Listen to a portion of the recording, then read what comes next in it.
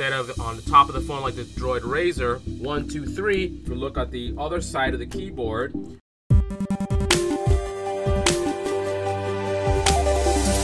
this is CP Tech. Hello and welcome to another episode of Carlyle's Picks Technology channel. And I want to show you some tips on how to use your Phaotech G4 gimbal.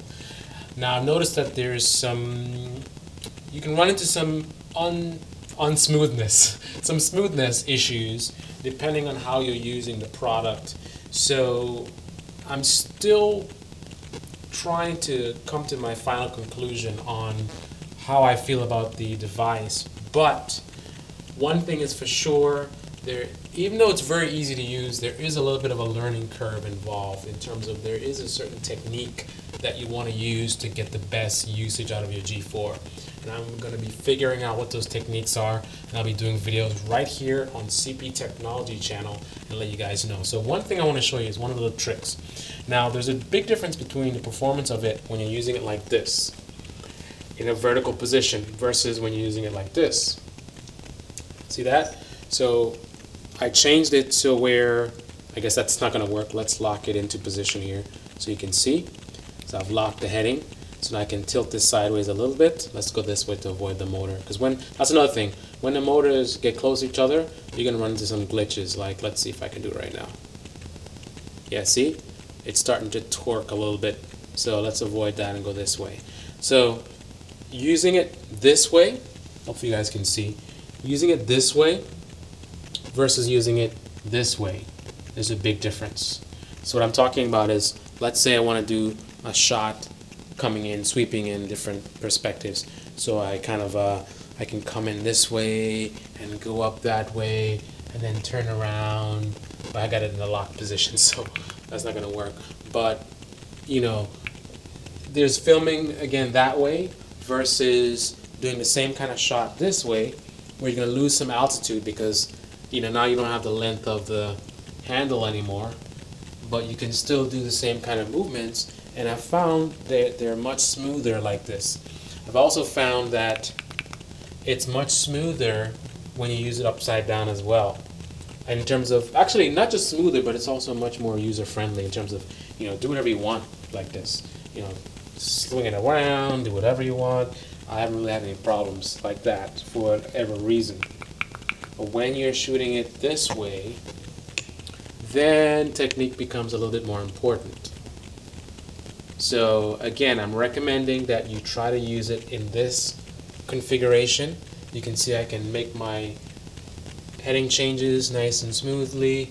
But now if I try to do that like this, I'm running into, see right there, it did a weird movement.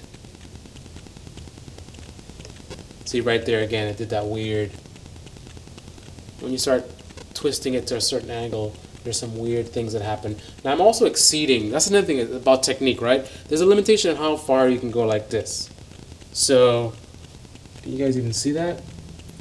My GoPro's not updating for whatever reason, but anyway. So when you keep going this way, eventually you're gonna hit. So you've got limitations, physical limitations in what you can do with this. But you run into problems slightly before you even reach those limitations. So somewhere around here, some weird thing happens. Maybe there needs to be better shielding or something. Because again, it seems that the motors interact with each other somehow in a negative manner. So the closer you get to the motors to each other, the closer you're going to get to that happening. But if you can keep within a certain range, then you should be fine. Like let's say in this range, no issues, no issues, no issues. But if you go further, you can potentially find problems even before you make contact. So you got to be careful of that. Also issues with how this handle is. Let's say the handle is slightly off axis and then you're doing a movement like that. Then all of a sudden in the middle of your motion, the G4 decides like, oh, wait a minute, you want to go this way. You know, because again, remember it's a 3-axis gimbal. So it's kind of hard to explain. But yeah, I got to think about it some more how I want to explain that. But there is a, like for example, I guess, you know, I have it like this, and then at some point in time, I'm sorry guys, I can't put it into words exactly. So even now, you see it's doing a little, and this is the G3 used to do this as well. as you move it like this, it's actually doing some heading change. See, I didn't do that. It just did that by itself. Just did it again.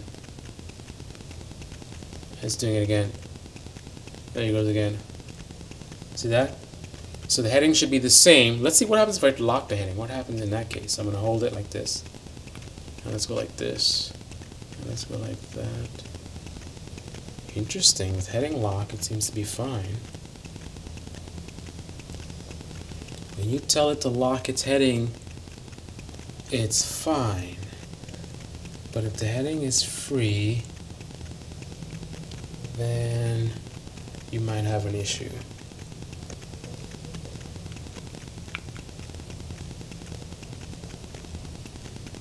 Okay. Stay tuned for more.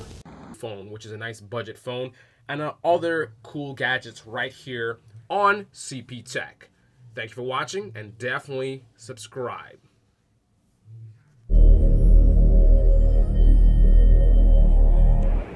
You're watching Carlisle's Picks, and we're here live in New York City doing a speed test with the Samsung Galaxy Tab S8.4. In this test, I'm just going to be basically trying to showcase the performance of this device.